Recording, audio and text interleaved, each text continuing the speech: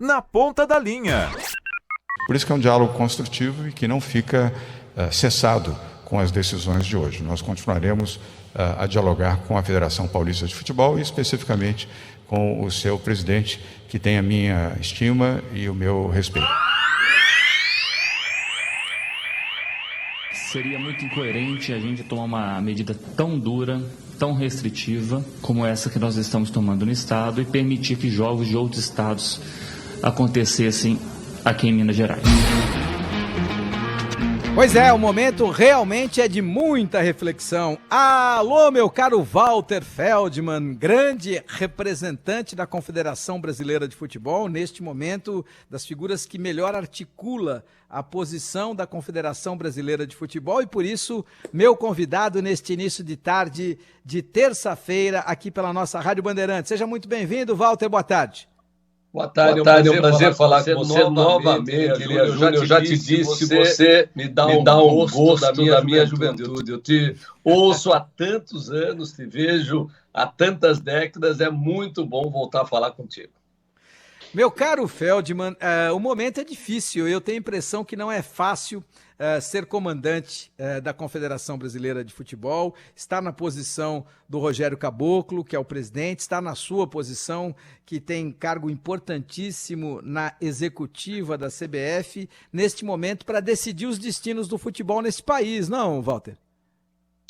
Bom, Elias Júnior, é realmente um momento difícil, porque envolve inicialmente uma decisão democrática, que é ouvir as federações, ouvir os clubes, basear-se naquilo que é o relatório científico do calendário 2020, conversar com as autoridades, ter muita paciência, inclusive, para ter aquele sentimento, Elias Júnior, da alteridade, compreender a angústia do governante que tem que tomar decisões dramáticas, duras, essa intersecção entre a economia e a saúde, que é um debate que nós estamos tendo no Brasil há mais de um ano, que fazer a cada instante, fecha, abre, e nós estamos exatamente nesse momento, Elias Júnior. Nós paramos, como você sabe, o ano passado, durante quase 5 meses, voltamos, eu diria, com um calendário de muito sucesso.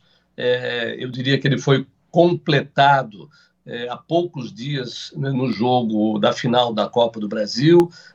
Nosso resultado apresentado pelos médicos, eu diria que é consistente, até para apresentação de trabalho científico, e nós continuamos com a linha de vamos continuar o futebol, mas em debate permanente com as autoridades. Grande parte dos governantes, eu diria governadores e prefeitos do país, tem aceitado as nossas ponderações, evidentemente a todo momento ponderando a sua realidade local, e aqui no estado de São Paulo, como você mesmo mostrou na abertura do programa, a posição do governador João Dória, com quem temos conversado também, e que nesse momento considerou que deveria paralisar tudo, inclusive o futebol. O Walter, nessa disputa, nesta cisão, existe uma cisão clara entre o governador do estado de São Paulo, que é o João Dória, e o presidente da Federação Paulista de Futebol, que é o Reinaldo Bastos. Nesta cisão, onde se encaixa a Confederação Brasileira de Futebol? Qual é o papel da CBF nesse momento? De que lado a CBF está? Como a CBF articula as suas posições diante de uma realidade que é a do governo do estado e outra realidade que é a da Federação Paulista de Futebol? Júnior, primeiro continuamos o nosso diálogo nacional com governadores, com a área médica. Ontem mesmo eu conversei longamente com o doutor Medina, que inclusive é meu colega de Escola Paulista de Medicina, um extraordinário médico. Fizemos aí várias ponderações, eu diria técnico-científicas, com as quais em grande parte ele concorda, mas demonstra também, por outro lado, uma situação muito difícil, talvez a pior de todas que São Paulo está vivendo nesse momento. Um recorde de 600 mortes só em São Paulo, o que leva à consideração da pletora de uma demanda acima do limite, particularmente nas UTIs. Mas nós apoiamos integralmente as manifestações do presidente Reinaldo Bastos, que tem hoje todos os elementos, eu diria, esportivos e médicos, para poder realizar esse debate com o governador, com o Ministério Público, até com as autoridades de saúde do estado de São Paulo. Nós estamos alinhados com o Reinaldo Bastos, achamos que o governador a qualquer momento pode flexibilizar a decisão, porque nós temos elementos que comprovam que o futebol, nesse momento, ajuda no combate à epidemia, muito pelo contrário do que alguns acreditam que tem que parar tudo. Não, nós achamos que o futebol ajuda, seja na divulgação das medidas restritivas, seja no diagnóstico precoce desse mundo dos atores do futebol, seja naquilo que nós chamamos do apoio no toque de recolher, para que as pessoas fiquem em casa e pelo menos tenham algum tipo de lazer mais consistente, que é a paixão pelo futebol. Agora, você sente, o Walter, que o governador do estado está jogando para cima do Ministério Público aqui do estado de São Paulo a decisão de paralisar o futebol, ou seja, está tirando dos ombros dele, passando para o ombro do Ministério Público essa decisão importante de paralisar o Campeonato Regional aqui de São Paulo? Eu diria que é uma decisão compartilhada. O governador, do que eu senti nesse instante, considera que o futebol deveria parar e, evidentemente, com o reforço do Ministério Público, ele se sente, eu diria, mais confortável numa decisão tão difícil como essa, porque todos sabem, São Paulo é um pouco parâmetro de parte do Brasil. Então, uma decisão de São Paulo, evidentemente, que impacta a decisão de outros governantes. Felizmente, até agora, nós temos conversado com outros prefeitos e governadores, eles não têm ainda adotado de maneira, eu diria, em cadeia a decisão de São Paulo. Mas eu diria que o Ministério Público, evidentemente, é um bom suporte. Mas eu tenho um relato do presidente Reinaldo Basso de uma reunião acontecida tanto essa segunda-feira como na semana passada, em que o procurador-geral e os seus promotores, procuradores, consideram que a apresentação de resultados do calendário de 2020 é séria, é responsável, é controlada e permite uma decisão, eu diria, cientificamente sustentável para continuar o futebol.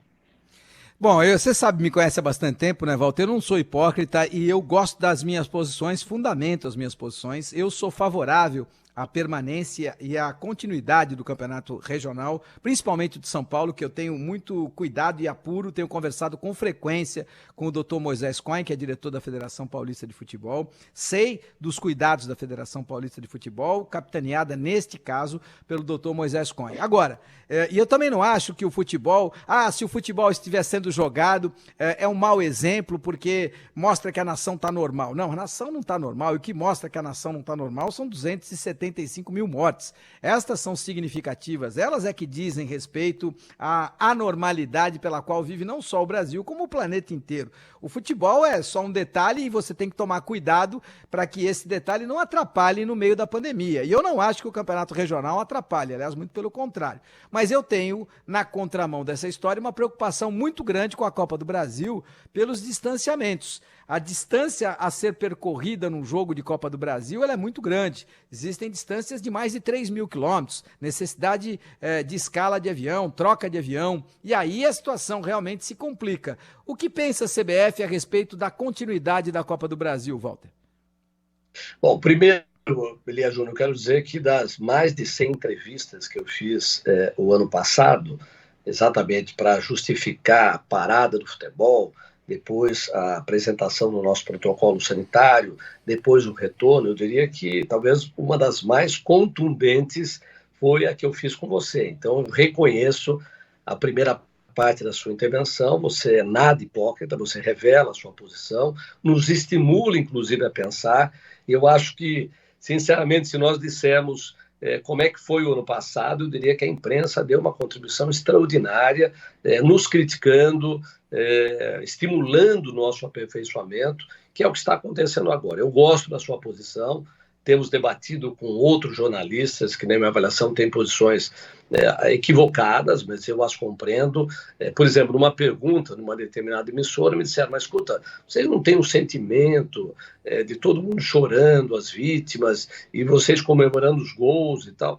eu sinceramente acho que é uma afirmação para impressionar um pouco o público, porque mesmo sem o futebol correndo, eram apresentadas reprises do passado, onde a alegria era muito maior e, evidentemente, o futebol reduziu um pouco a tristeza que todos nós temos. A total solidariedade é fundamental. Agora, em relação à questão específica da Copa do Brasil, nós conversamos muito, Elias Júnior, muito com a empresa de logística, que produziu vários aperfeiçoamentos naquilo que era o protocolo original de 2020. Conversamos com os infectologistas da equipe do Dr. Jorge Pagura. Na nossa avaliação, a proteção é muito grande, é muito superior a qualquer cidadão da população em geral, seja nos centros de treinamento, seja no estádio, onde não há nenhuma confirmação de contaminação cruzada dos jogadores em campo, um eventualmente transmitindo para outro, seja no controle rigoroso da logística, mesmo com transbordos que são feitos em distâncias grandes, a situação dentro dos aviões, eu diria, é um controle máximo, a identificação do mapeamento das cadeiras dentro do avião para saber exatamente quem está com quem, qual é a proximidade, o uso reforçado de máscara, agora 2 máscaras, que é a nossa sugestão, inclusive com essas de maior proteção que são utilizadas pelos profissionais de saúde, o cuidado, eu diria, extremo nos hotéis, inclusive testando aqueles que são os trabalhadores dos hotéis próximos aí dos atores do futebol, os alojamentos, os quartos, a distanciamento, e os testes realizados, que não tem ninguém na população brasileira que tenha sido tão testado quanto os jogadores e as comissões técnicas em qualquer lugar do Brasil, com a mesma qualidade. Você sabe disso, a CBF realizou 90 mil testes no ano passado, pagou absolutamente tudo para que o calendário pudesse ser cumprido. Então, na nossa avaliação, mesmo nos jogos, no treinamento, no deslocamento distante e nos hotéis, eu diria que a segurança é muito grande cientificamente. Evidentemente, nós não podemos dizer que é uma blindagem absoluta, não é uma bolha, mas é quase uma característica de semi-bolha. É importante a sua colocação. Eu imaginava que a gente estivesse neste nível de preocupação, mas é importante que essas preocupações fiquem mais claras, elas possam vir a público para que, inclusive, a Copa do Brasil possa ser defendida na sua continuidade. Ô Walter, só para a gente terminar, a seleção brasileira, por conta da Covid, perdeu um pouco o seu protagonismo. Queria que você falasse um pouquinho da seleção brasileira. Ainda sinto falta de um coordenador de seleções mais pesado, de um diretor de seleções, como a gente conversou lá atrás, talvez na nossa primeira conversa, um cara do padrão do Carlos Alberto Parreira, do Paulo Roberto Falcão, para poder falar de igual para igual com o Tite. Eu acho que o Tite nada muito de braçada nesta situação e é preocupante, não porque ele não tenha capacidade, mas é que em algum momento talvez ele precisasse de alguém do mesmo nível, não só para questionar, mas para acrescentar. Você não pensa assim, Walter? Olha, primeiro você tem razão, perdeu um pouquinho do protagonismo, porque os jogos de março foram suspensos, mas eu acompanhei de perto as intensas negociações do presidente Caboclo, junto à Conmebol, ao próprio presidente Infantino, mostrando a preocupação de como nós deveríamos rapidamente retomar, e a decisão sugerida, me parece, foi muito boa, quando se acoplaram os jogos até o final do ano, de tal forma que essa interrupção de março pudesse ser compensada logo em seguida. Então, eu diria que não tem o protagonismo público, mas a comissão técnica inteira, nós encontramos com ela todos os dias, trabalhando intensamente, preparando para essa reta final da jornada que nos coloca numa posição já muito destacada para a Copa do Mundo. E eu quero dizer para vocês que tenho conversado muito com o Juninho, Elias Júnior, e o Juninho me impressiona muito, seja pela sua educação, pela sua postura, pela sua convicção de que o preparo que nós estamos tendo rumo à Copa do Mundo, mesmo nesse momento difícil, é muito seguro, o que nos dá boas condições de chegarmos lá. Maravilha, fazemos minhas as suas palavras, faço minha a sua torcida para que a gente possa realmente atingir o objetivo, que é o da Copa do Mundo, porque é inegável que o nosso grande sonho é pela conquista da Copa do Mundo, e qualquer outra competição, ela é paralela, ela tem a sua importância, mas ela está muito distante do que seja a conquista de mais um campeonato mundial. Walter Feldman, da Confederação Brasileira de Futebol, ao vivo aqui na nossa área, muito obrigado, boa sorte, viu, Feldman? No próximo programa você vai me dizer, Lia Júnior, como é que você não envelhece? Mas é uma pergunta para o próximo programa. Tá combinado, tá combinado. Grande abraço. Fazer o que a gente gosta, com certeza é um dos caminhos. É um dos caminhos. O outro é correr um pouco, nadar um pouco, regrar a alimentação e dormir bastante. Grande abraço, Feldman. Outro, tchau, Lia Júnior.